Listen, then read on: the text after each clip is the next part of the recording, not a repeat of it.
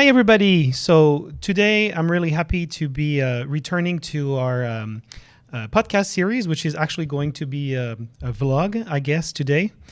It's been a long time since we haven't done any of this, and I think it's really overdue. So I'm Sesch, and I'm going to be your host today. I'm going to have the very, very tough task of replacing Neris for this recording. So that's really big shoes to fill. I hope I'll do a good job at it. I am joined today by three members of the Novaquark development team. So we have from the game design team, Kyrios. Hey, Kyrios. Hey. And so actually Kyrios is our lead game designer, and we have Entropy, who is used to these exercises. Hi, Entropy. Hey, guys. And also from our technical team, we have Sirg. I mean, I'm used to calling him his first name, so I guess my first question for you is, how the hell do you pronounce this? Well, you can go with Sergi if you want. Sergi. Okay, Sergi. Nice. Awesome. And we'll have a special guest for the second part of this podcast, somebody who is, I think, dear to the community. So stay tuned to learn more about our special guest. So as you can see, some of us are actually in the Novaquark office. I'm in the Montreal office, and Sergi is in the Paris office. But we have Kyrios and Entropy at their home location. So in case there are some, technical challenges or the sound is not exactly the same, please excuse us. Obviously, this is due to the COVID situation. So the goal of the vlog today, we are recording this prior to the launch of Ares, like a few days before, but when you see this, Ares is supposed to have been launched, hopefully, flawlessly, touch wood, cross fingers. So now we want to talk about the next release, Demeter, which is in the roadmap. So we want to explain what Demeter means for players, because we're introducing a lot of changes to the game.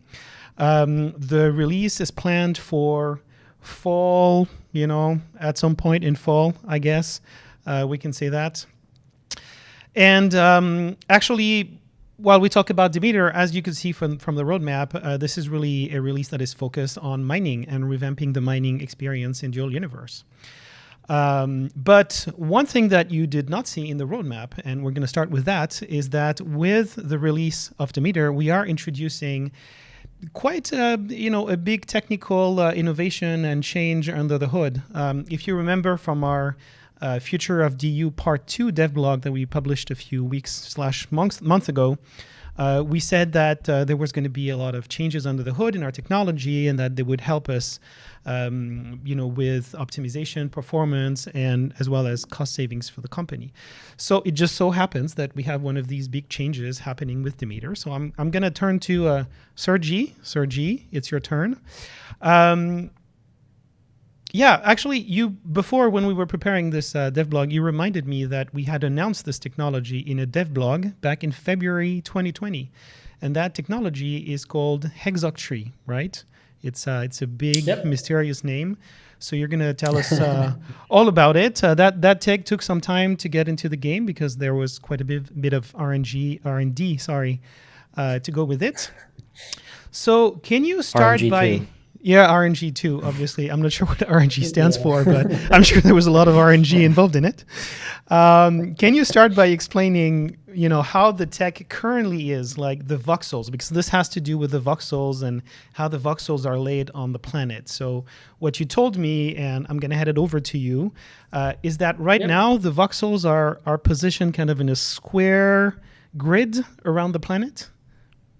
Yeah, so basically, if we make a 2D analogy, it would be like drawing a circle on a pixel image. So the pixels are lined up perfectly vertically and horizontally in a uniform grid, and then you're just coloring the pixels which are inside the circle to make a perfect sphere, to draw the sphere.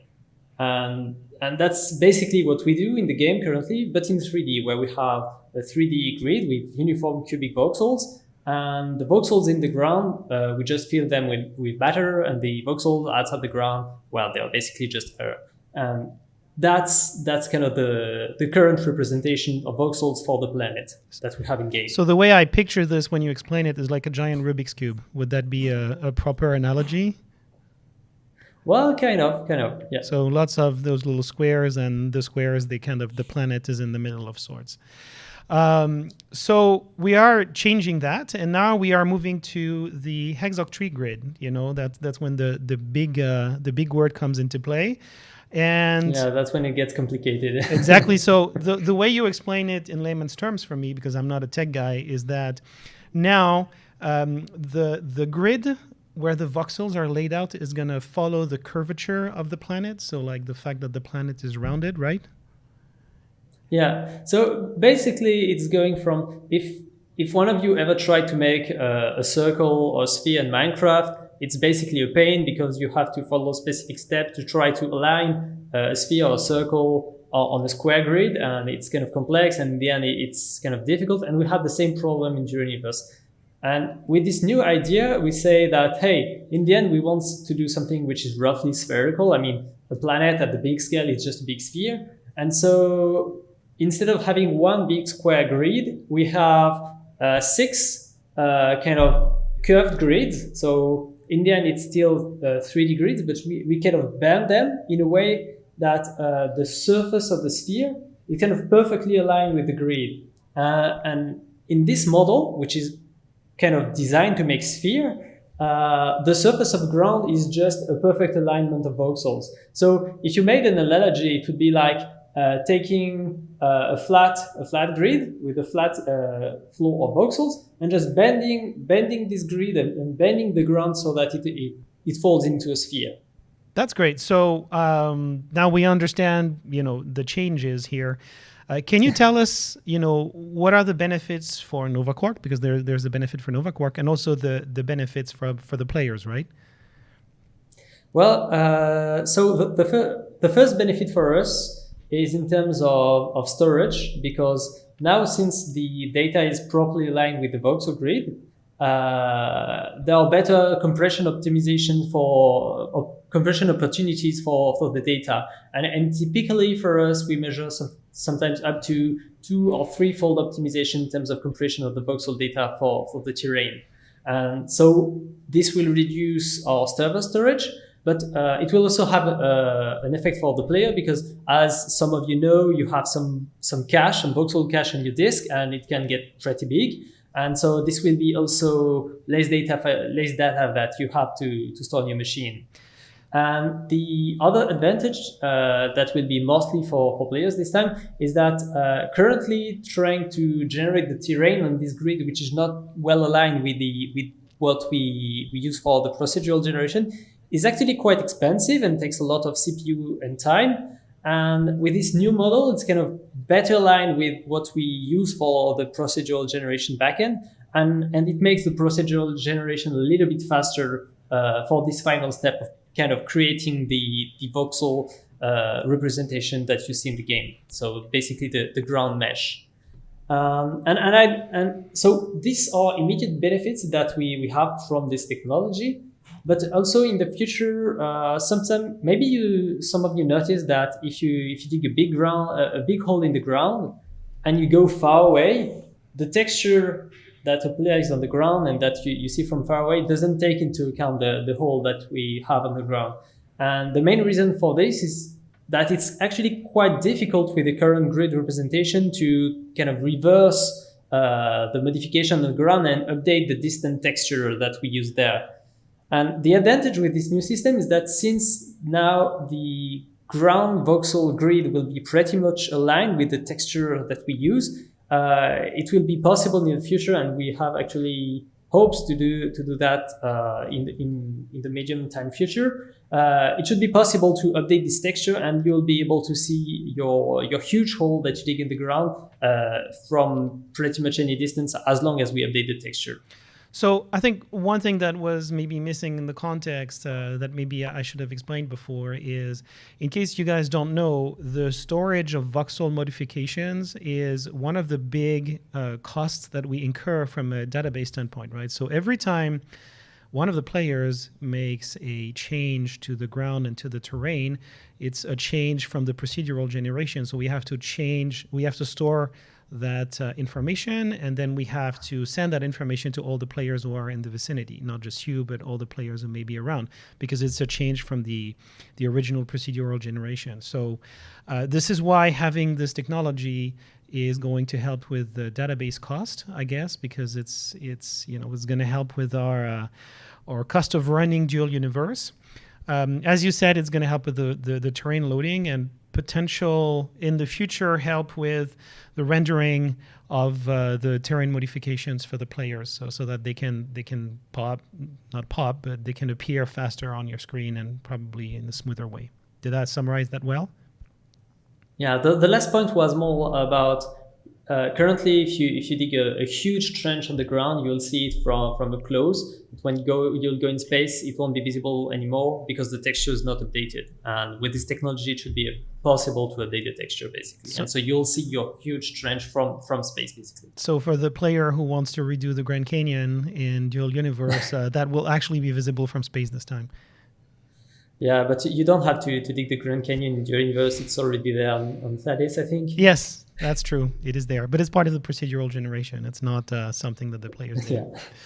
So thanks. So moving on in terms, so that's like a back-end change that is actually pretty big. We're trying to make this not too technical, but it's a big deal. It's a big deal for us. It's going to be a big deal in terms of performance, in terms of the financial aspects of Dual Universe as well. But for the players, one thing that we're introducing with Demeter that's actually pretty big as well is mining units, right? So since Demeter is all about mining units, we're now going to talk about mining, and the star of the show is the mining units. So I'm going to ask Kyrios and Entropy this time. Can you explain why we are replacing underground mining, I guess, with the mining units? Because one thing that is, like, we're going to make clear from the beginning, from the get-go, is that we're not going to be mining underground anymore. So you can still dig a hole in the ground and do terrain modifications, but the ore will not be underground anymore. And so there are a couple of reasons why we're doing that. So Kyrios, Entropy, which one of you wants to take this? I can go if you want. Yeah, go ahead. Yeah, I'll follow up. Okay. First, it was triggered by a technical feature. You just talked about it earlier. Hole in the ground are modifying the pre-calculated the procedural generation, and we have to store everything. Storing more and more holes that are being emptied by the players has a very little value in terms of gameplay and at a very high cost in terms of storage. So we had to change that. Changing subterranean ore into replacing them with mining units seems to be the smartest choice to do, and that's what we are doing. It helps. It will help a lot with turning some of the mining, the ore mining, was perceived as tedious by players. Not in the first place, but after 100 hours of gameplay, you are still digging in the ground, and we didn't have a very various evolution in that. It was getting more and more tedious. So we replaced that with an automation that are the mining units. So yeah, we're going to explain how that works exactly, like how the mining units work. So as you said, so there's obviously a cost reason, right? That's a gameplay. Yep. That's part of the gameplay that was pretty costly, but also by having the mining units, we help with that somewhat tedious aspect of mining that we got as a feedback from players. Entropy, you want to add on to that? Yeah, I think maybe one thing to explain maybe in a little bit more detail, just so that everybody understands, is that the cost that we had related to mining. To be clear, it was the tunnels that we were digging underground, right? The hundreds of thousands of tunnels at this point that existed under the planet that was taking up a lot of space. And one thing that's important to say is that this wasn't just something that we needed to pay, right? It was something that was exponentially getting worse and worse and getting a lot more expensive. So I don't know maybe if Sergi has something to say here in regards to the cost, but I think it's important that everybody understands that this wasn't something that was sustainable. Yeah, in terms of cost, it's cost everywhere. It's cost in terms of storage, it's cost in terms of sending it to the client, so it also slows down your loading. And then once it's in the client, it's things that we have to render, so we can kind of curl some part of it, but still we have to process this data. And the more data arrives, the more things we have to handle, and kind of the slower the client runs. And we get to a point sometimes where it's barely manageable to keep this complexity at hand. Yeah, we dropped it sort of like a nuke here, but just understand as well that this isn't something that this isn't a decision that we took lightly. We had a lot of discussions about what our best options were in regards to moving forwards with mining. Mining units we wanted to do anyway, and they became more important in the context of these discussions. But you know, they're not necessarily a straight replacement. And we understand that some players will be saddened by the removal of ground mining. To be clear, you can still mine on asteroids, and I know that's not exactly the same thing, but I just wanted to add that as a point of clarification. Yeah, I think that's about it. So just the mining gameplay is there to stay. So just to make sure that something's clear, I know I said it before. I'm just going to repeat it. Like, you can still terraform, you can still dig on the planets, you can still dig a hole, you can still build your underground base, and I know a lot of players like to do that. So this is still on the table. Except when you dig on the planets, those ore veins that you could actually physically, virtually physically, I guess, see in the terrain, that's not going to be there anymore, right? So the mining is going to be done differently through mining units, which I think is a good segue to the section about mining units and explaining how they work. So maybe we can try and paint a journey of from somebody who starts claiming a tile. Okay, so I'm a player. I got a territory unit, and I'm claiming a tile. Okay, so can you guys explain how that's going to work from claiming the tile to deploying the unit, and then I guess maintaining the unit? That's probably not the right word. Yeah, sure. So at a base level, the most important thing to remember is every single territory is going to have an ore pool. Now, what is an ore pool exactly? Well, an ore pool is going to be, a select number of ores. It could be 1 or 2, up to 5, 6, 7 more potentially, that the territory has access to. And associated with each of those ores in the pool is an amount of liters per hour that can be mined using mining units. Now, to get that information, you'll be able to use a territory scanner. So before, you would use a territory scanner to scan for actual ore in the ground, and here you'll use a territory scanner to get the information about what ores are available and how much of each of those ore is available in the ore pool per territory. Once you have that information, now maybe this is a territory that you own anyway, or maybe you're just exploring, various territories around the world and seeing, what's maybe looking for the best potential territories. But once you have a territory and once you're ready to set up, essentially, you'll be using mining units to extract that ore. Mining units are a new element that you will be deploying to static constructs on territories that you own. There will also be a right associated with this territory, so you can also allow your friends on your territories to mine on your territory. So they can use their own mining units on your territory to mine your ore, provided that you've given them the right. You want to go over what happens when you link a container and the output of the ore? Yeah, it's pretty straightforward, actually. Mining units that just extract, they produce off the ground a new ore, and they just pour it into the container that is linked to it, just like any industry works and everything. So you can set up your own construct with regarding extraction as you want. You can set many mining units if you want, unless you don't. You cannot, of course, you are capped with the ore you can extract per amount of time. But Yeah, as you so say, once you've sort of filled up your pool with mining units, I mean, let's say that, for example, just to explain, yeah, your territory has 100 liters per hour coming out of bauxite or whatever it happens to be. Let's say that each mining unit is capable of extracting 50 liters per hour.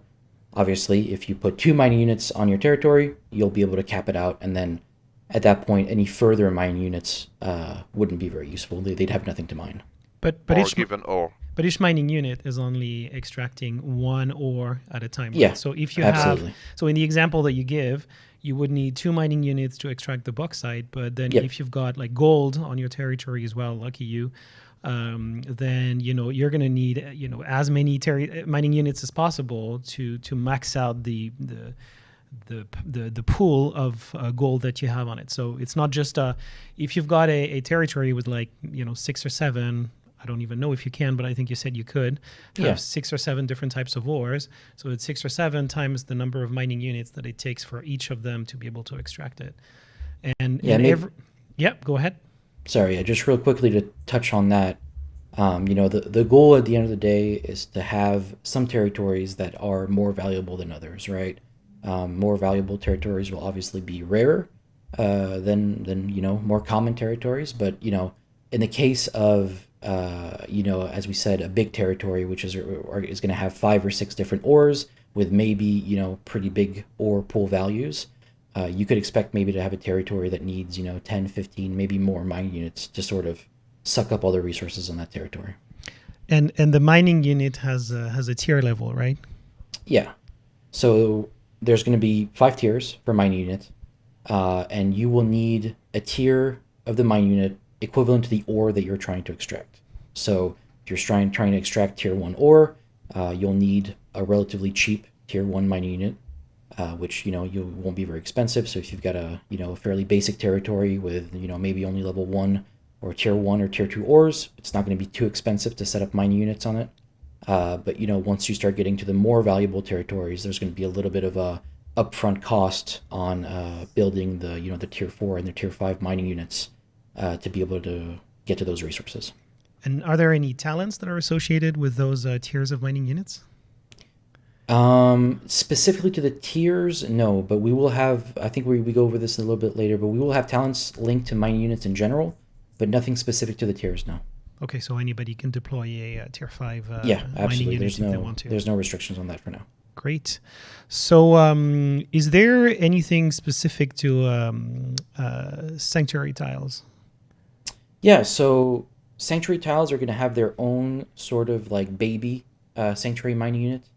The idea being that we are going to make this extremely cheap. It might even be accessible in the first-time user experience. That's to be defined on how we handle that. But the idea is every sanctuary territory is going to have the same ore pool values. Obviously, we don't want to make that unfair. We know that those are all uniform, and you'll be able to have essentially a very small mine unit set up on your sanctuary territory unit. Which will extract, a little bit of ore and give you a little bit of ore to play with. And at the beginning, at the very least, it'll be a little bit of boost to your gameplay, since it'll be, for the beginning of the game, it'll be a decent amount, but rapidly it'll be outpaced by more valuable territories. You realize that you just set a pretty high expectation with me when it comes to a baby mining unit and what that means exactly. So I'm not going to describe what I have in my head right now, but it's pretty cute. It's very small. It's very cute. Don't worry. Oh, cool. Okay. And it cries every 2 hours. Oh, Yeah. nice. I'm sure that's going to be not painful at all to manage in game. Empty me. Like a real baby. So, okay. So we have these mining units, each of them is capable or is geared towards extracting one particular ore on the ground with a particular extraction capacity. Then you need to have several to max your ore pool.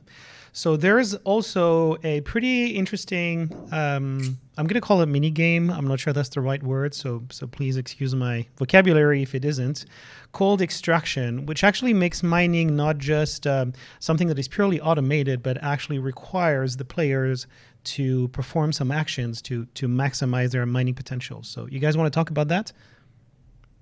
Yeah, Kyrios, do you want to take the lead on that one? Yeah, I can talk about it. What you got to understand is that a mining unit doesn't run forever. Once in a while, you have to take care of it, to groom it, and this is what we call the extraction.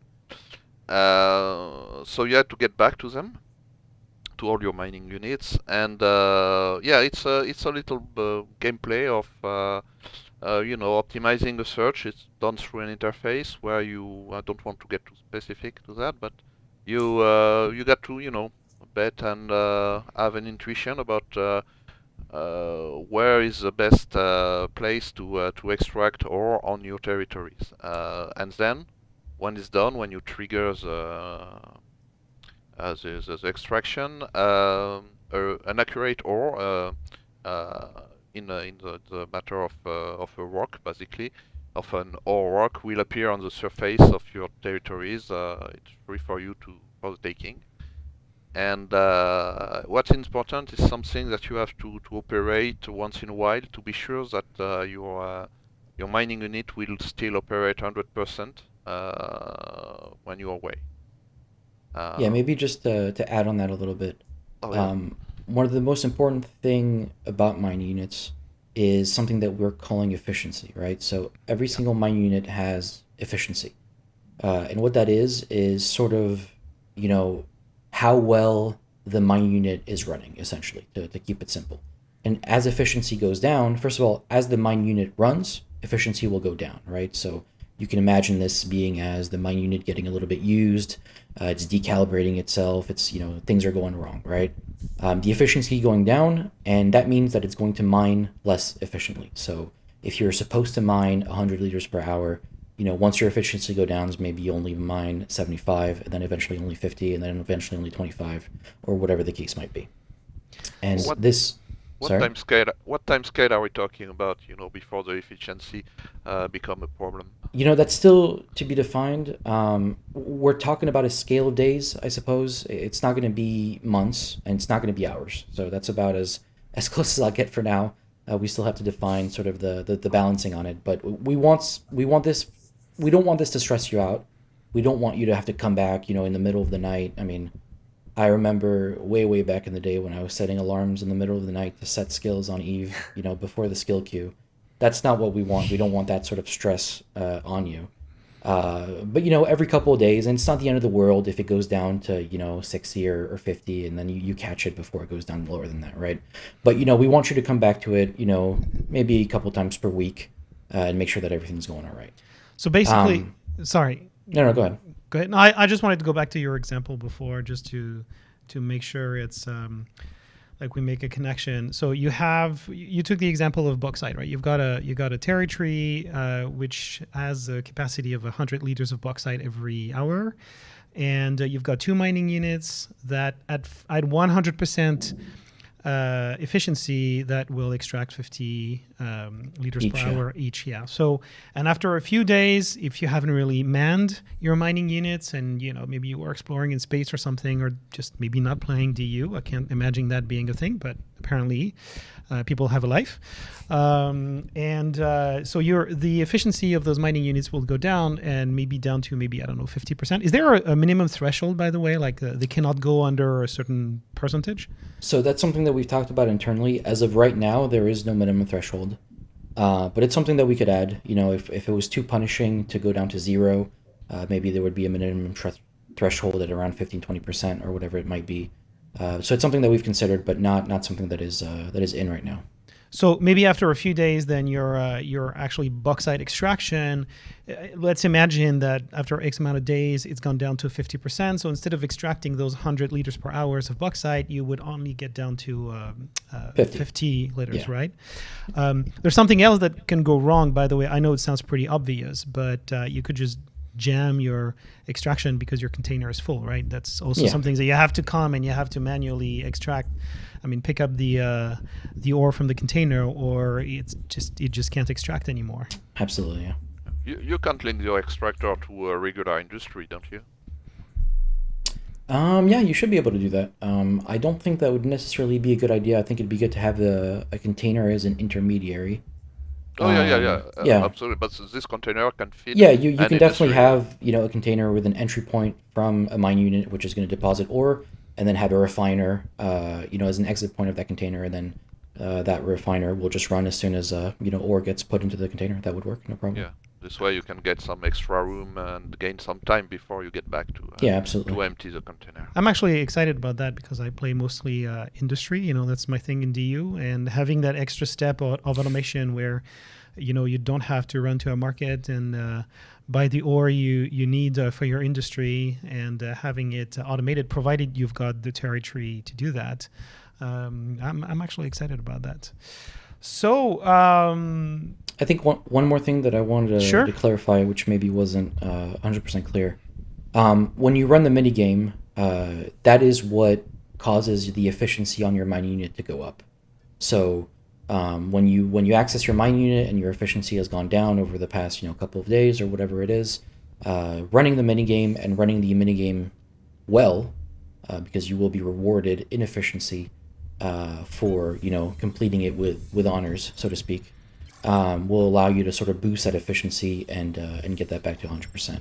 And then in addition to that, which I want to make sure that we clarify, the minigame will spawn surface harvesting rocks on your territory for you to go mine. So that is something that we're adding sort of as an ad hoc replacement, or a way of sort of getting that feeling back of mining, where when you run that minigame, and depending on the ore that you're extracting, and there's going to be a bunch of parameters here in terms of how much ore you're spawning on your territory, and what type of ore, which you'll be able to choose.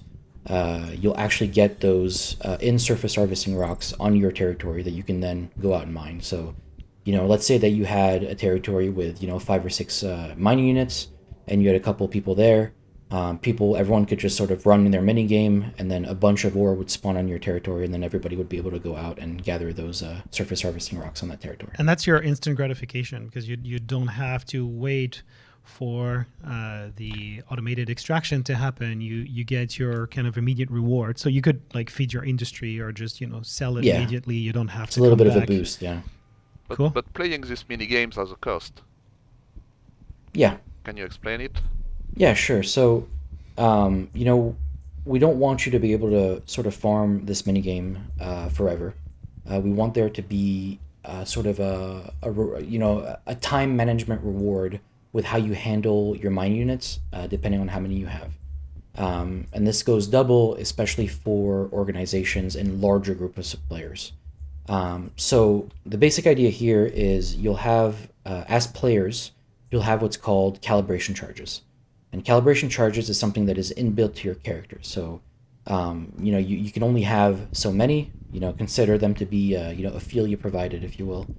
And those are yours to use. Once you've used your calibration charges, they will regen automatically, but they'll be on a timer. And so you will need those charges to be able to calibrate your mining units. So you need to be thinking about, okay, well, I've got a certain amount of charges. And by the way, this is one of the things that's going to be affected by talents. So talents will allow you to have shorter cooldowns, more charges, yada, yada. But you're going to have to think about it as a player, and especially as a group of players, when you're managing multiple territories, you're probably not going to want to spend a calibration charge on a territory that's at 80% efficiency, right? Let's say that efficiency is boosting your territory by 50%, maybe even more if you succeed in the minigame. You're going to want to maximize that, right? So using a calibration charge when you're at 80 or 90%, when you can only go up to 100%, right? You wouldn't be able to go past it. You would want to sort of make sure that you're using your calibration charges the best way possible and having the most amount of mining units running the most efficiently over a long duration of time. And that's sort of what we're trying to sort of introduce, this sort of management aspect of your mining units. So if you're, solo and you have 1 or 2 territories or maybe a little bit more, you're going to have to decide, okay, which mining units do I want to boost? When do I want to do it to get, the maximum bonus from each of my calibration charges, right? And then as part of a group, of a large organization, which I think is more interesting, which maybe is going to have dozens or maybe hundreds of territories in different planets, you're going to want to organize people to say, okay, well, we need this territory to be boosted, we need that territory to be boosted. Who can, go over there and do this, and sort of organize that manpower of your organization to go ahead and make sure that all your mining units are running as efficiently as possible. And to be clear, the calibration charges, they are not at the territory level; they are at the player level, right? Yeah, they're at the hence player the level. gameplay level, hence the Yeah, gameplay. exactly. The optimization part. Yeah. So you touched upon talents a little bit. So from what I understand, we are introducing 4 new talents that are related to this new mining mechanic.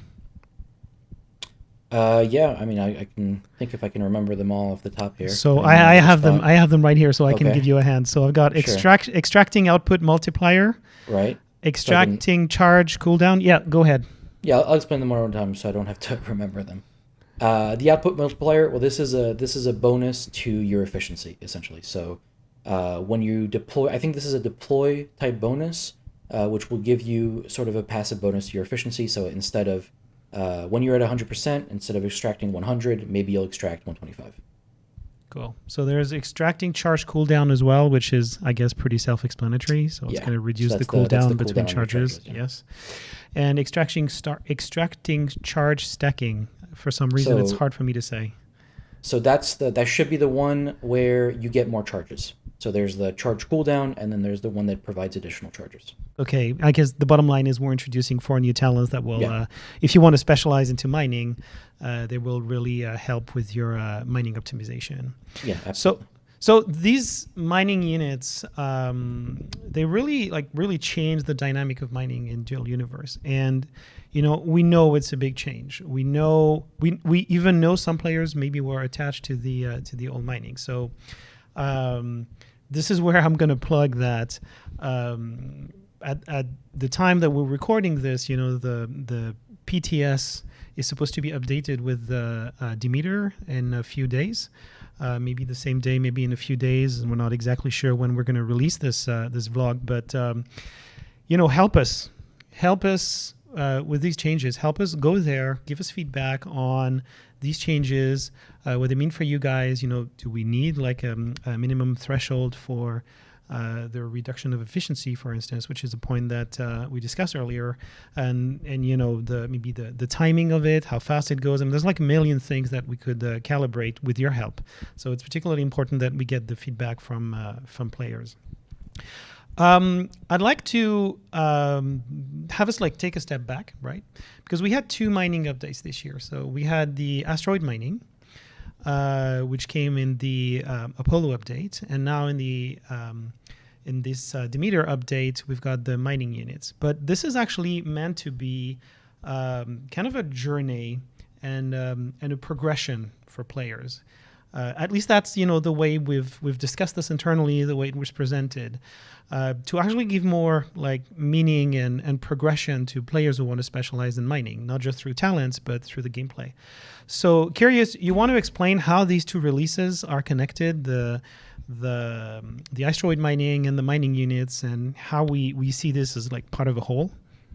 Yeah. Somehow it's kind of part of a bigger plan. As we said earlier, as we stated earlier, mining has so far had a big problem. It lacks of evolution in the game. I mean, the way you used to mine in the first hours of the game and the way you mine in after 100 hours of gameplay is almost the same. You can evolve. You have talents growing and everything, but still you still dig all in the ground and search for ore.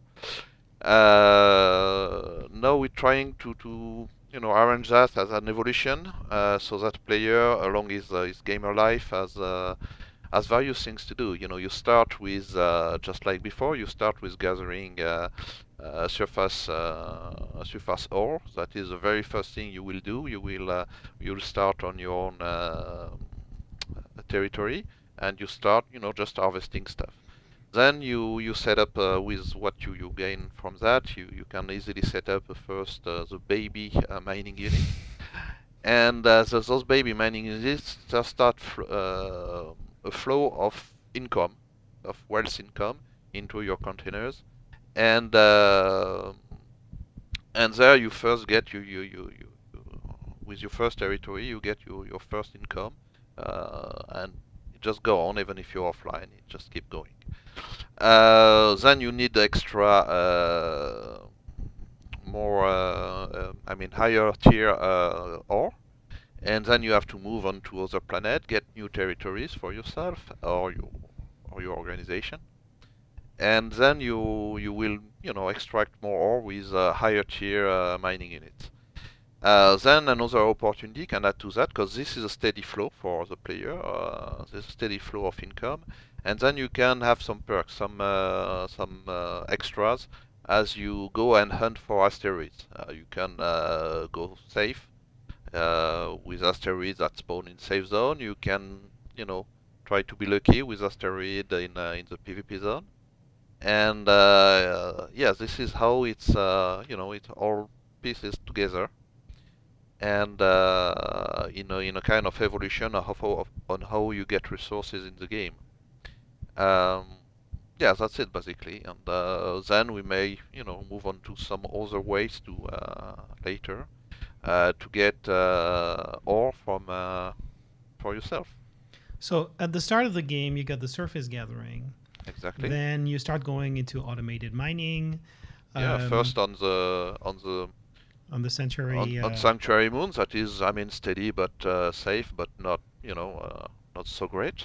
Then you move on to searching valuable tiles, trying to combining them, because there's a bonus to having adjacent tiles. So we'll actually talk about that in a few minutes. Exactly. Yeah, you can trade your tiles. I mean, and you can abandon an old tile you don't want, you don't need anymore, and go for newer tiles on off-world basically, because on the first planet you don't have much.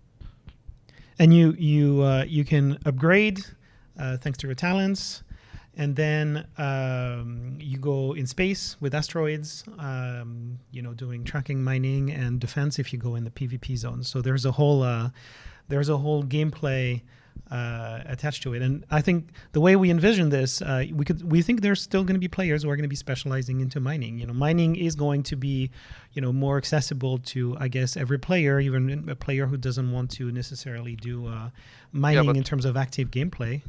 It will no longer be a silo gameplay as it is today. Right now you just dig and you'll get ore mining, but the other gameplay in the game don't have much influence on it. The asteroid is one clean way to make PvP, travel, transport, hauling, being linked to the mining gameplay basically. So the better you PvP, the better you haul your cargo, and the more efficient you'll be at mining. Great. And I mean, yeah, go ahead, Entropy. Yeah, just real quickly, one thing that be important to mention as well is that hopefully there'll be a little bit more player choice now in regards to the mining ecosystem, right? So as we mentioned previously, right? Previously you would surface gather for a little bit, but it didn't feel like it was particularly worth your time. And then very rapidly you would go to normal mining, and then the game would be, okay, let's try to find a tile that hasn't already been emptied, which, in the case of Aliot, if you were anywhere near the spawn zones, is impossible. So if you're a newer player and now you were talking about traveling for maybe an extended period of time, maybe going quite far, maybe you didn't even have the ship or the fuel to get as far as you needed to go to find your first empty tile. And I'm not even talking about, in the early game, the complexities of going to different planets can be significant. So hopefully now it's a little bit easier to sort of get into that in the early game, where it doesn't feel so hopeless, and it doesn't feel like every single tile that you go to is totally mined out. All you have to do is find a tile that isn't owned, right? And find a place to call home, and then that tile will always have that ore pool available for you to use, right? It can't be pre-emptied by another player, right? And even in this regard, Aliyot still has a very healthy amount of territories left, right? And then in the terms of player choice, we expect that there will be some players who engage in all of these activities, right? But we also expect that there's some players that might pick one or two, right? So we might have players that decide to specialize and focus only on, territory-based mining units, right? And they're going to go out and they're going to find the best group of territories in the same spot that they can build their, little mining unit territory, kingdom, right? And make their money that way, right? Conversely, maybe there'll be some players that don't really care about the territory gameplay, right? I think it'll probably always be kind of smart to have like a small home base with a couple mining units, right, that you go back to every once in a while for that, passive income, which is going to be quite useful. But maybe then for that player, the brunt of his gameplay is going to be, asteroids, whether that's, a more passive way in the save zone or something a little bit more active in the PvP zone, right? And then the goal as we go forward is, potentially to add more of these choices eventually, not soon, but eventually, and sort of give you more options about how you interact with these systems and how you end up getting resources, right? And so in that regard, for us, the more the better. Yeah, it's in the planning, actually. We're not going to talk about it today, but there are more ways to get resources that are included in future releases and more resource sinks as well, I guess. Yeah.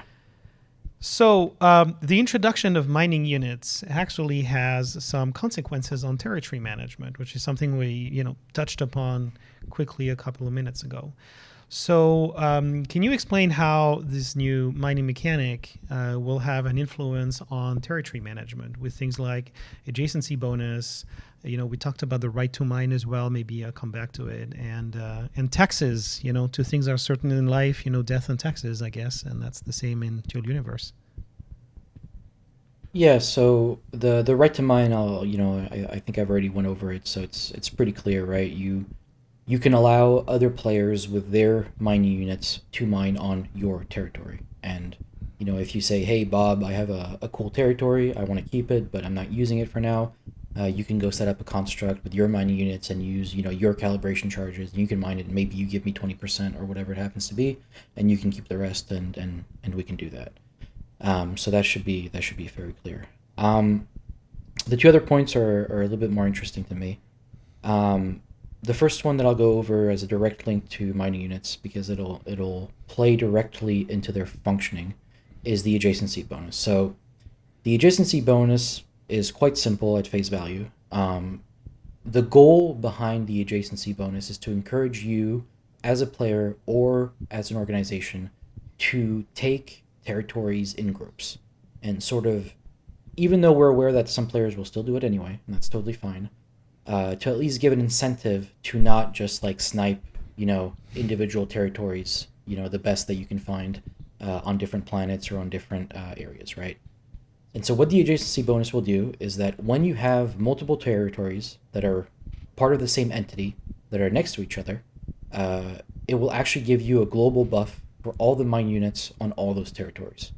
And so that means that if you think about, the way that would work, if you have one territory in the middle and it's surrounded by, 6 territories, it'll get a 6 times adjacency bonus for that central territory. And then any other territory would get, a times 3 adjacency bonus for the mining units in those territories, right?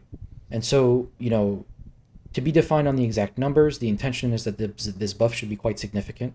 If you go through the trouble of sort of creating sort of an actual territory, an actual kingdom sort of territories that spans a lot of territories, and you took them all in roughly the same area, we want to give you a reward in terms of the output of your mining units for doing that, and sort of having an actual land mass that is yours or your organization, and that's what the adjacency bonus will hopefully do. And then taxes, yeah. So taxes, are being revamped a little bit. So those of you that play the game will be aware that, the taxes that we have currently are not super satisfactory. We know that the growing, the exponential cost per entity is not good. That much is obvious. So we are replacing it with a flat tax per territory per month. So we are actually going to have now active taxes over time per territories, as opposed to an initial cost as we had before. And so this will allow us to actually balance sort of that whole territory system, where now not only can we sort of balance how many territories you can have reasonably, but we can also balance it in regards to the output of mining units, and that's something that we're taking a look at. So the numbers are to be defined. I don't want to get into anything too specific at the risk of causing unrest, but we're looking at that, and hopefully overall it'll be a more satisfying tax system that doesn't feel quite so, for lack of a better word, maybe stupid will do. So which the old system was. Just to make sure I understand, so when you first deploy a territory unit, so you still have a deployment tax, right? Yeah. So we may or we may not still have a deployment tax on for the actual upfront cost. What I will say is that, one, it will not be growing per territory, and two, it'll be probably very, very cheap. It might just be a very minor cost to make sure that there's something that you're paying to deploy a territory, so that you're not doing it too willy-nilly. But on the scale of things, it's not going to be a large amount of money. So the cost of owning a tile is not necessarily upfront. It's going to become over time. Just like you're going to get a steady income from your mining units, you're also going to get regular taxes coming in every month? Yeah, I think it's every month or every 2 weeks, something like that. Yeah. Okay, and so without maybe going too much into the details, there's almost like a wallet that you have for your territory. So you have to fill it with quanta and make sure that whenever the taxes are due, your wallet for the TU is filled, so that you can withdraw the taxes. And what happens? So that's the system, right? That's the idea. Yeah. And so what happens when you don't have enough money in your wallet and you can't pay the tax to operate your territory? Yeah. So if you don't provide the money for your territories, there'll be two states in order that the territory will go through, right? The date that the money is due, if it's not available to be consumed, the first thing that's going to happen is that your territory will go offline. So what does that mean? Well, the first thing that it means is your mining units will no longer function on offline territories, and your industry units will no longer function on offline territories. So essentially any sort of, as of right now, as of the state of the game, any sort of significant benefit that you would be getting from owning that territory, whether it's industry based or whether it's mining unit based, you would be restricted from those bonuses. Now this state is going to last for a little bit of time. I don't want to talk numbers too much, but I think it's about 2 weeks right now, where this territory will sort of remain in this offline mode, where it's awaiting payment. Now you haven't lost ownership of that territory at that point, so you'll have this sort of grace period where, if you were away or if you didn't set up properly, if you missed something, you missed a payment, we're not kicking you out just yet. We're giving you a little bit of time to sort of settle your debt, so to speak. And then once that initial period is up, those 2 weeks, it could be a month, I don't want to get too attached to the numbers. But once that period is up, then you will actually lose ownership of that territory after, a period of time where you still haven't paid. And so, that means that the territory unit will be deleted, and some bad things may happen to your constructs. Up for grab, I guess. Yeah. Okay, so there's this like territory abandonment mechanic that comes with the taxes, which is going to give, I guess, loot opportunities for other players, maybe for some tiles that get abandoned. Yeah, so we have to figure out exactly. So we have a bunch of options right now, and I don't want to choose one right now. It's not the time or the place. But essentially, we have to find a way of dealing with those constructs that are going to be remaining on those territories. And we have a couple of options. To be clear, the one thing that we don't want is to just leave the owned constructs on unowned territories, at least for the long term. So that is an outcome that we are not looking for, because that's going to break a lot of the logic that we have in those systems. And we want to keep sort of the general idea that you need to own a territory to have constructs on it, and so this would be a way of bypassing that. So we don't want that. And so there's a couple of options, and there will be hopefully a fair and logical way where we deal with these with these yet soon to be potentially abandoned constructs, and maybe we'll communicate about that a little bit in the future once we've spent a little bit more time on this. Sure.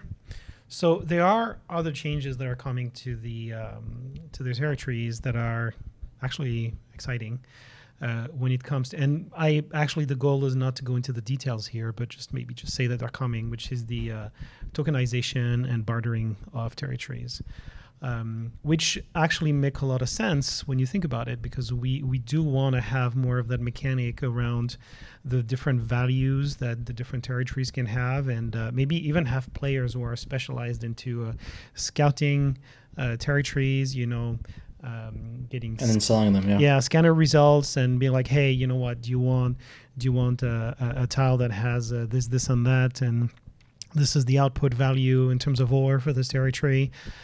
So we are going to give the ability to tokenize a territory with some mechanics included, and then to sell it to other players. And that really goes with the whole mining journey and the mining and territory gameplay that we wanted to add to the game.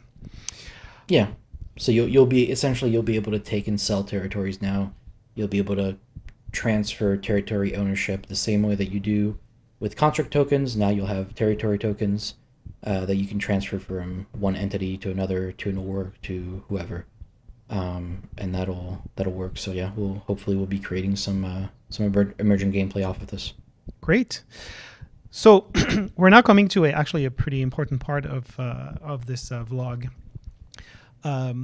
As you've probably realized at this point, there are really a lot of changes that are coming with Demeter. So we have the new hexoctree technology, which changes the way the voxels are being displayed on the planet. And hopefully, I didn't really butcher the description, Sergi. We also have the fact that there's not going to be any ore in the ground anymore. So the different mechanic. I should add that we're also planning, so it's to be confirmed, planning to have some changes to visuals on some of the planets, hopefully together with the Demeter update. And all of this is making us introduce something that is going to be quite important for the players, which is a geometry reset on the planets in Dual Universe. So this is where I turn back to Sergi to explain exactly what this geometry reset means and what it is, and also what it is not. But fundamentally, we're going to go back to the procedural generation state on all the planets, right? Yep, that's precisely it. So, well, to explain in details what it boils down to, we have a persistent world, and basically, without doing some kind of geometry reset, it's kind of impossible for us to improve the state of the world. And you have to remember that we are kind of in the beta state, so the world that you have right now in your universe, well, that's kind of the beta world. And at some point before release, we want to improve the way the world looks. We want maybe to do some kind of changes to the ground, and unfortunately, it's not possible to do these kind of changes without kind of resetting the geometry.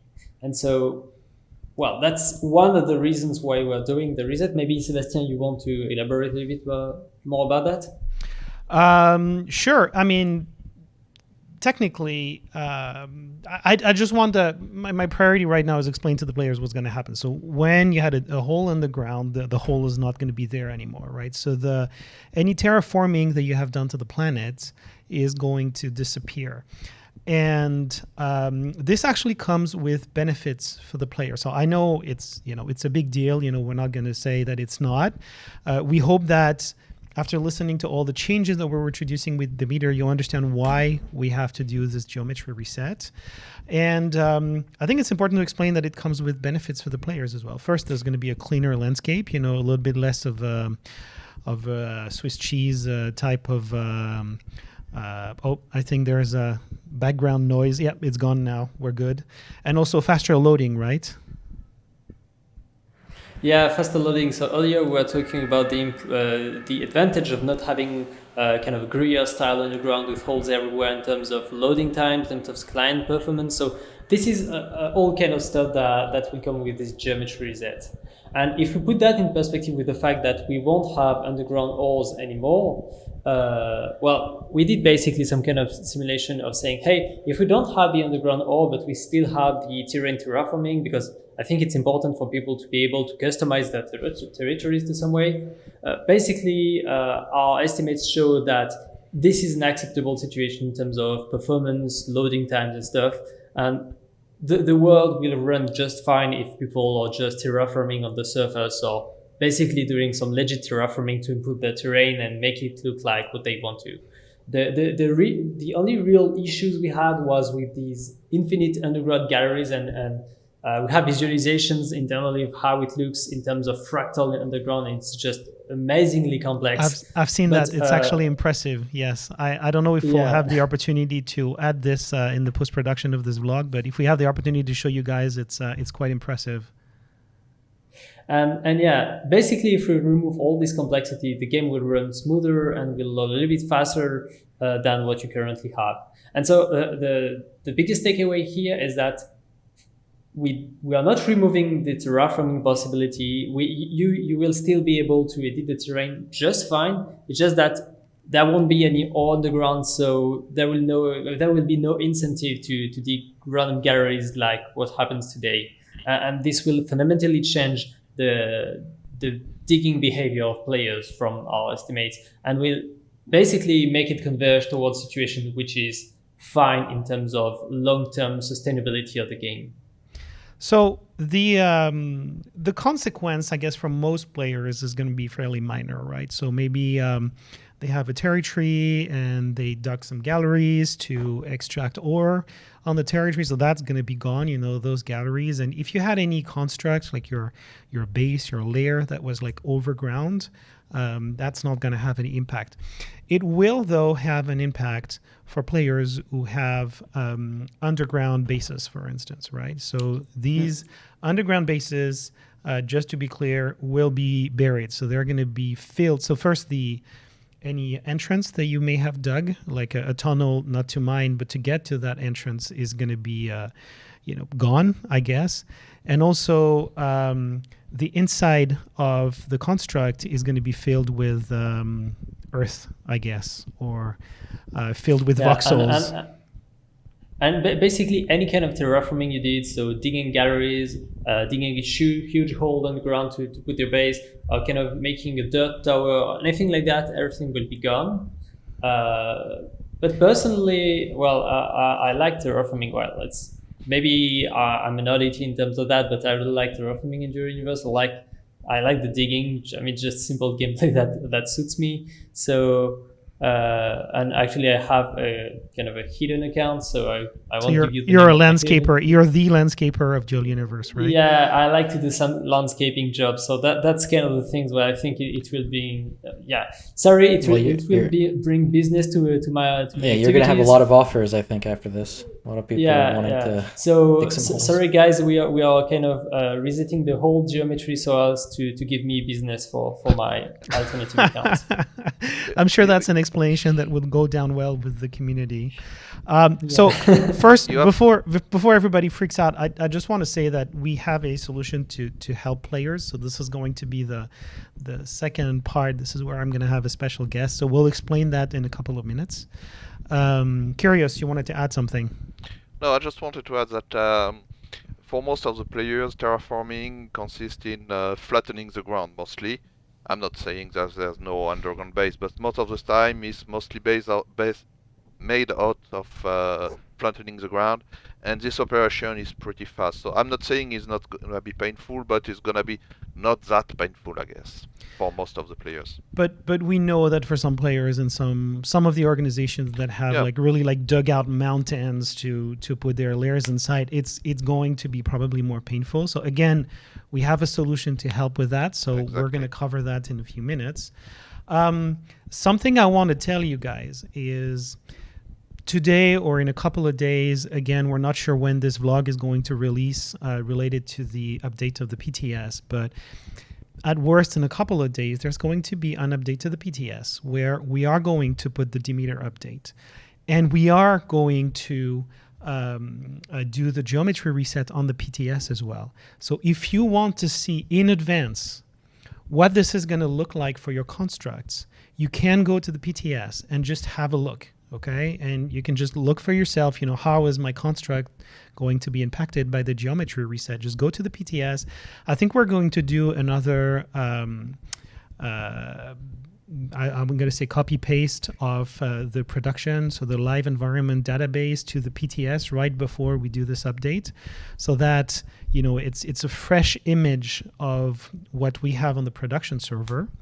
And so guys, just go there, just see for yourself what the implications are for you, for your constructs, for your organization, and talk to us, and I'll talk about the process that we're putting in place for some cases where this might actually have more impact for players or organizations, and we're trying to get ahead of that.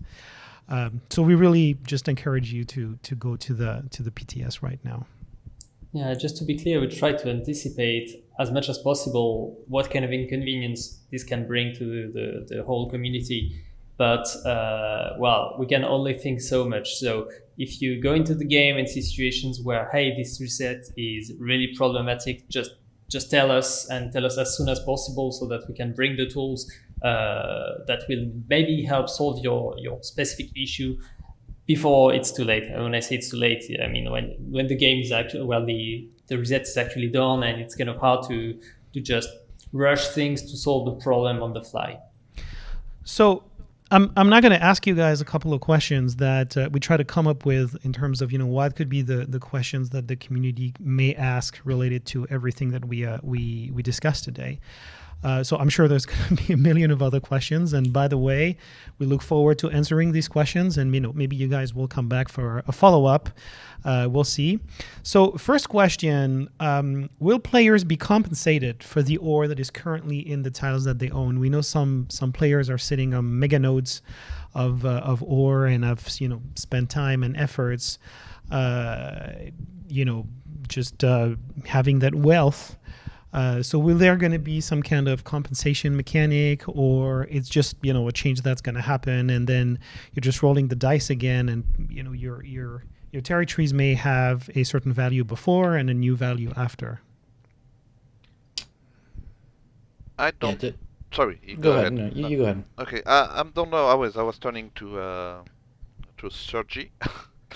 I don't know if we have the possibility to know exactly what the player is sitting on as a matter of ore and ore value. Do you know that? Well, it's kind of possible to estimate, but the thing is to really know what remains in a territory after the mining has been done is kind of an expensive endeavor and cannot realistically be done for every single territory in game.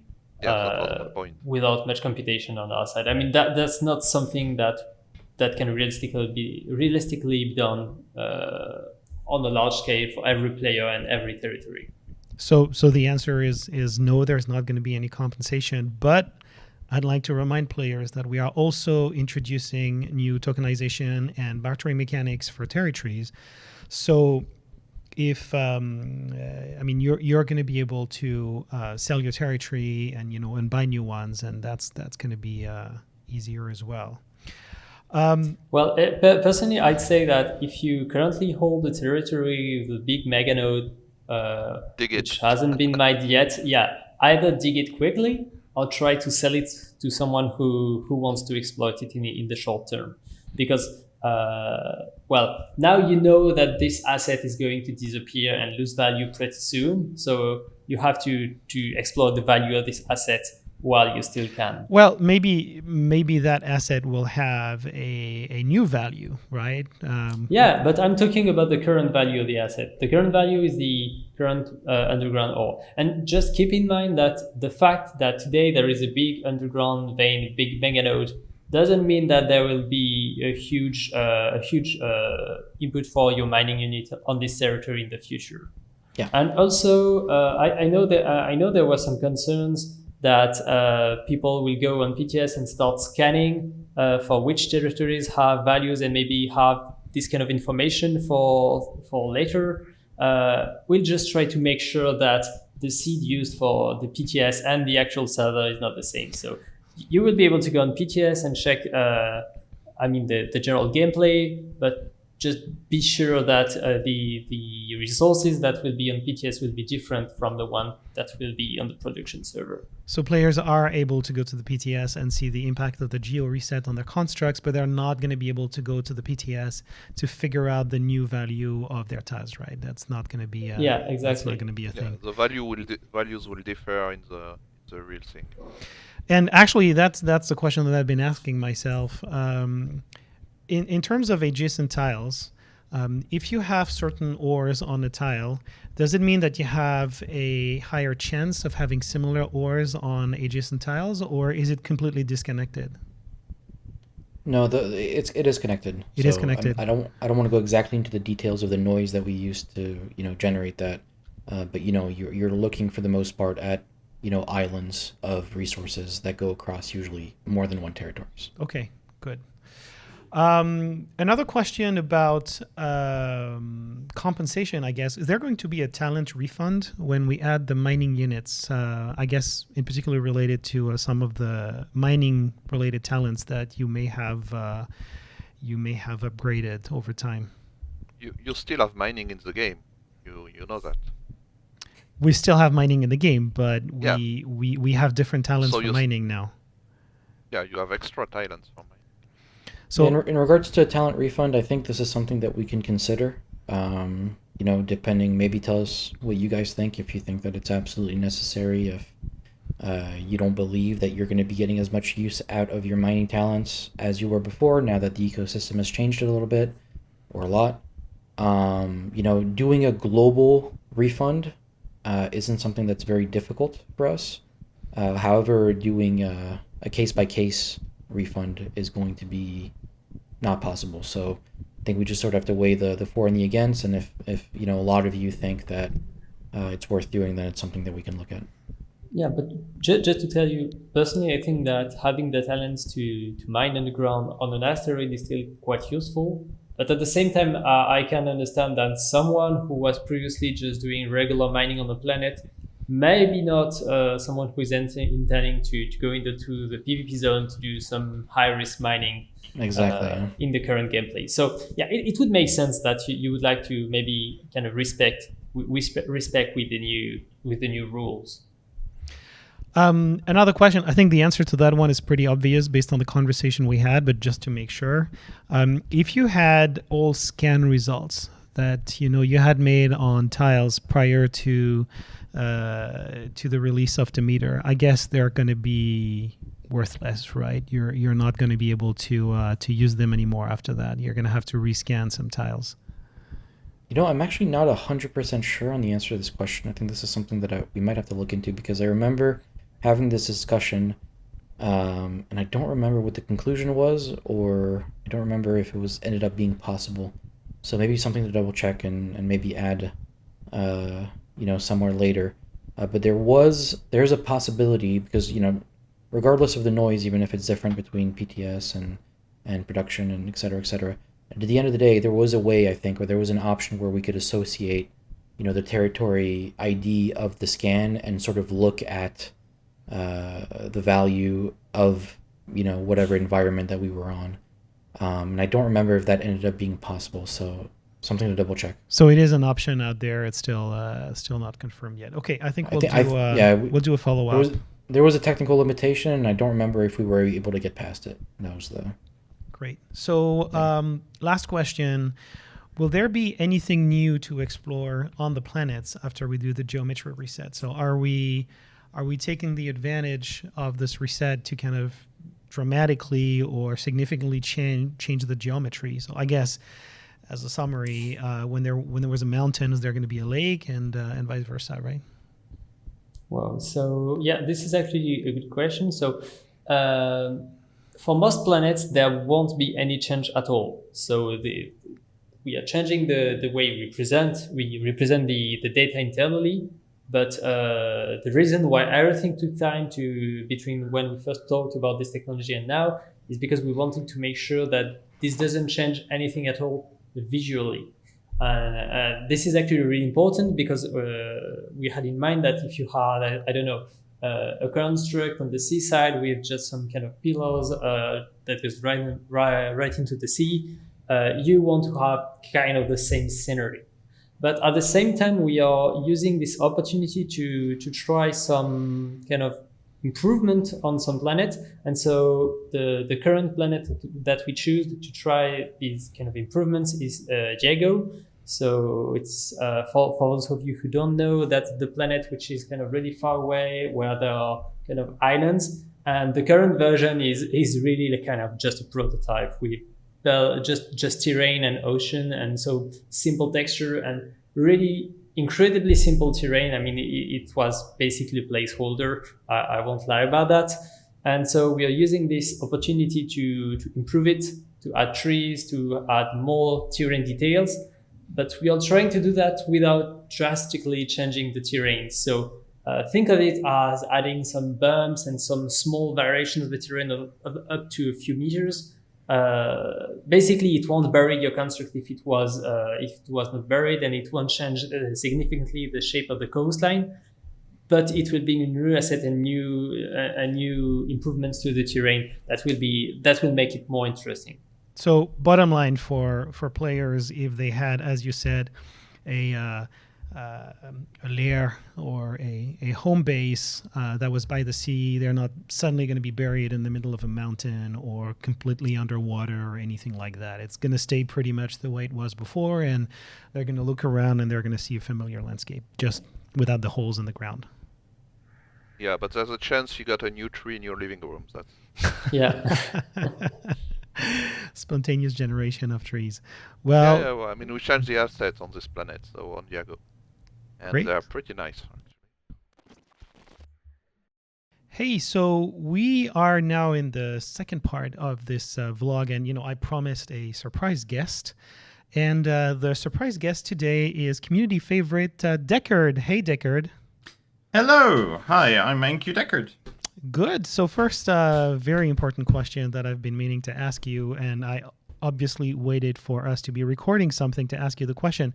So Deckard, is it really the reference? Is it really what I think it is? Like, are you as big a fan of the movie as I am? Yes. Yeah. Okay, yeah, so you can that's definitely a Blade Runner reference, right? Definitely, yes. My favorite movie. Now you're talking. Is it your favorite movie as well? Yes, it's one of my favorites, absolutely, and it's definitely where I got my name inspiration from. So Great. yeah. Great. I'm just so jealous that I didn't think of it before, so I might steal it from you at some point. So Deckard, we just talked with the guys about the geometry reset and what's going to happen for players, and I said we have a solution and we can help you. So you're here to explain what this solution is and the kind of the conditions for using this solution and what it means exactly for the players. So we're talking here about players who may have some of their constructs like partially buried underground or completely buried underground. So they're going to go to the PTS in a couple of days because we told them to go, so I hope they will go. And they're going to see that some of their constructs are partially buried or entirely buried, and this is where you come in, and I mean the team comes in and has a solution to help some of the players at least. Yes, we obviously realized that that having constructs submerged under dirt that many of our players have spent quite a lot of time to dig out, suddenly be submerged on the ground is very very unfortunate. And as such, we've tried to come with a solution to resolve that issue as best we can within our available resources.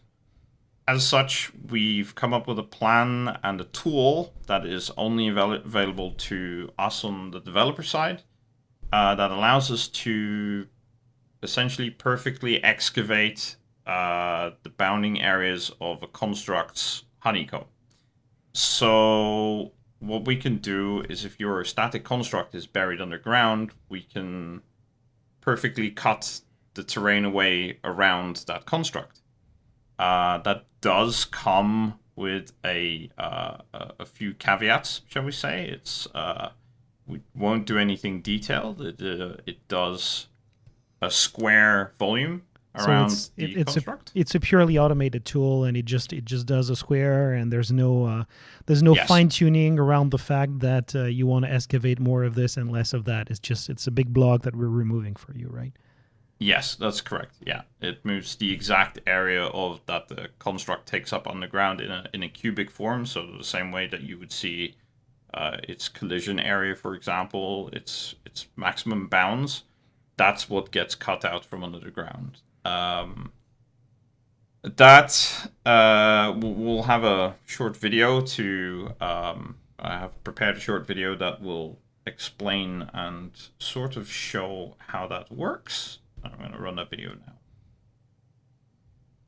You can see here there's a yellow area that's a construct that's partially submerged on the ground. We'll just call that yellow box that you see. That is the bounding area of the construct. Once we hit a tool on our end, it will simply cut all the terrain in a cube away from around the construct. As it progresses, we'll see slightly further in the video from another perspective, it'll cut away chunks until the terrain is perfectly square around that particular construct. It's important to note that this won't do any detail. It won't cut away elements that are attached to the side. It is just going to be that square and nothing more. And if you have an extruded part of your construct, it will cut square around that extruded area. It won't make any extractions or strange shapes. It will always be a cube. So I guess if you're a player with a construct like the one that we saw in that video, this work of art that we saw in the video, you probably don't want to use that tool, and you're probably better off like digging yourself, because there's not a lot to dig. But obviously for some organizations in particular, but obviously for individual players as well that have like I think we mentioned in the first part of the podcast, like entire mountains dug with lag hangers and storage areas and stuff, and it would probably take them a lot of time to dig it back out. Then that's probably a solution that will help them gain a lot of time and not have to dig this out manually, right? That is absolutely correct. We do have a few criteria we want to set for the process in which we go through these the constructs that are eligible for this. To start with, it'll only be available to static constructs. That means, and by static constructs, I genuinely mean static constructs as they are in the game, that are non-movable, and they have to have been placed and dug out prior to the Demeter launch day, as we don't want it to become a tool of mass digging for future cases that may arise. It should simply be to alleviate the difficulties of the Demeter update and the submerged constructs. The other things we will require is that the request for the construct's excavation comes from specifically the owner of the construct or the superlegate of the organization that owns the construct, because otherwise we may end up getting duplicate requests, and it just expedites our process, and it makes it much better for us to be able to streamline the process in which we can render that aid if we have a better indication early on of who needs assistance. On top of that, we want to make sure and make very clear that it'll be a first in, first out basis. So we strongly urge people to submit their tickets for this support request quite early, because the earlier you submit it, the earlier your construct will get. And this is where I'm going to make one of my many PTS plugs. I think it's going to be like the fourth time in this recording. So go to the PTS, check for yourself if your construct is buried, because we're going to allow you to place a request prior to Demeter being on production as soon as you see the impact on the PTS, right? That is correct. Yes. Actually, that's what we want you to do, because it's going to make it a lot easier for us if we know that, like, the volume of excavation that needs to happen, and the faster you place that request, the faster you're going to be served. It might not necessarily be on day one when the Demeter update goes live on production, but it's definitely going to help a lot getting your case sorted. And as you said, first come, first serve. So go out there and make a request. Obviously, we would appreciate the help of the community so that we don't get requests that are really not needed. Like if there's really just a little bit of terrain, maybe like the case we just saw actually in the video, maybe don't contact us for that, because it's just a few minutes for you to dig your construct out of the ground. But if you have obviously a case where it's something more massive, then obviously we'll try to help, right? Yes, absolutely. So how would a player get to submit a request so that we can use that tool that you just showed us? So it's quite a simple process. You simply go to the Dual Universe website and make your way to the support section. From there, you can file a new ticket, and there will be a new, from the very first drop down where you select the options for help that you're requesting, there will be one called Demeter excavation. And from there, you will need to provide, mandatory for a ticket is a subject and a description, but you can simply requesting assistance for excavation. And for us, the most important parts that we need to have is the construct owner's name, the construct's name, the core size of the construct, the planet it's on, and preferably as accurate as you can get it, the position string of the construct. So just stand in the construct, copy your coordinates, paste it into the ticket. And then the last thing we would really like is a screenshot to show us what it looks like so that we can make sure that the right construct is dug out in the right situation. Okay, that's great. So head to the support page, use that extra element in the drop down, give the information that Deckard just gave you. Go there as fast as possible as soon as the PTS is open. Place your request as soon as possible, and we'll try to help as many people as we can as soon as we can. That's how it works, right? I got this right. That's exactly right.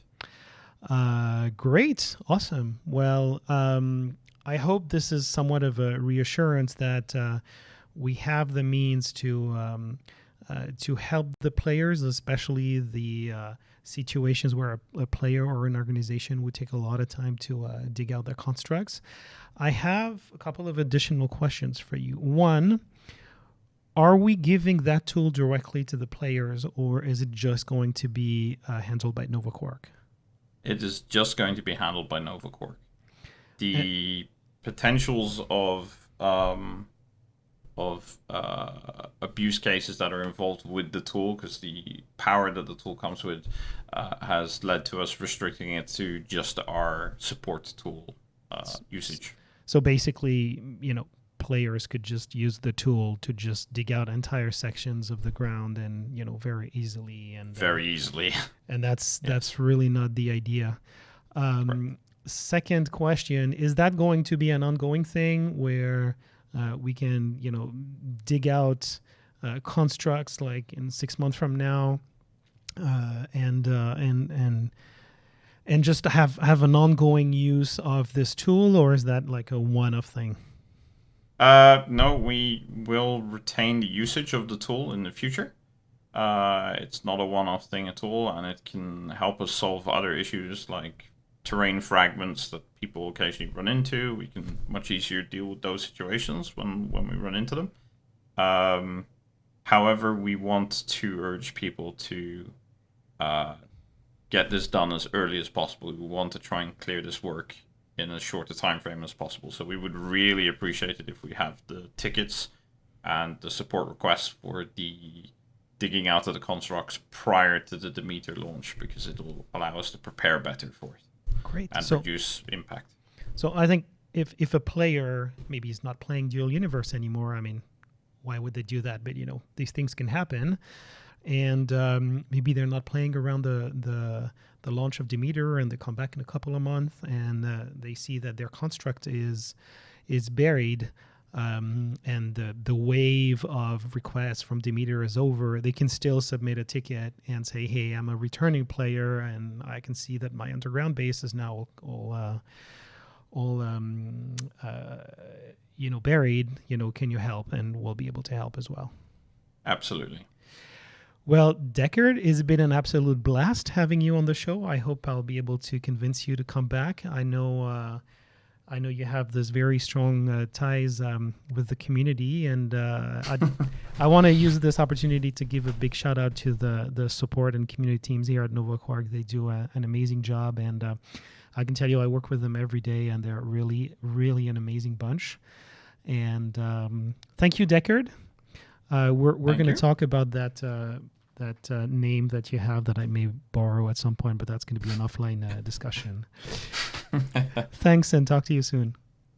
Thank you very much. So this concludes our show today. Thanks for watching it. This was a bit of a long recording, but I guess we had a lot of things to say. First, I want to tell you guys that there's more to Demeter than what we discussed today, obviously. We have a lot of bug fixes. We have a lot of improvements. So, check out the release notes when we publish them. That's going to be, meeting one. So, take a coffee, grab a bite, and take the time to read the notes. I want to thank all the participants who were in this recording, and also thank Ryder. He's right next to me. He helped with all the editing and the recording and the tech setup. I want to remind you once more about the PTS. Go in the PTS. I know I've done it a few times in this recording, but there's really an easy way for you to see if and how you're going to be impacted by the geometry reset, and check the mining units, and just help us make this release an even better release by giving us feedback as soon as possible. So go to the PTS. Thanks in advance for the feedback that you're going to give on this video, on this recording. Head to the forums, head to Discord, and let us know what you think. If you have any concerns, or hopefully you're excited about these changes as well, let us know. Thanks for being with us. Thanks for your ongoing support. It means a lot to us, and I'll see you soon.